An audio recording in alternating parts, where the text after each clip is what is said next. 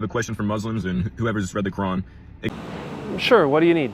So Surah 4, 157, I believe it says Jesus was crucified not. So my question is, why would Allah allow people to see what was not Jesus, but he made it look like Jesus was crucified, see someone who was not Jesus look like Jesus? That's a good question. If you look at the verse that you mentioned, it says, but it appeared to them as so. Who are them? In the beginning of the verse it says, and they said that they unalived. Who are they? They're the people that tried to unalive Jesus, not his disciples, not the people that followed Jesus. So it didn't appear to them, the followers of Jesus, that he was crucified. It appeared to those who tried to crucify him.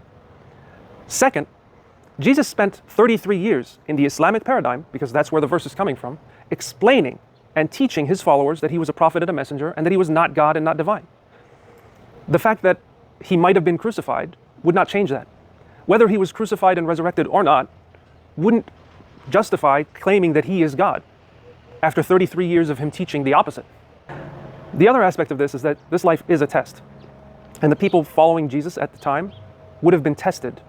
So testing people with what they believe isn't an excuse for disbelief. If I were to say God put them in the position to follow misguidance, well, then anybody could make that argument about anything. It seems to me that him allowing Jesus to do that created Christianity. The concept that God caused them to be misguided because he allowed for misguidance to happen is just false. That same logic could be used on Hindus, Muslims, Buddhists, whatever. Don't you think that it would be unfair that God created Muhammad to misguide 2 billion people by that logic? The fact of the matter, again, is that this life is a test.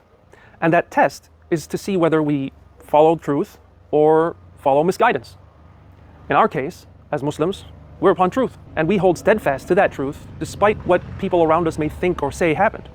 The Quran, in the verse that you mentioned, shows that he was not unalived at all, nor was he crucified. And the people around him, even if they thought that he was crucified and resurrected, had no reason to believe that he was in fact God. In fact, in your own scriptures, he never said he was God, even after the story of the crucifixion. So that's your answer.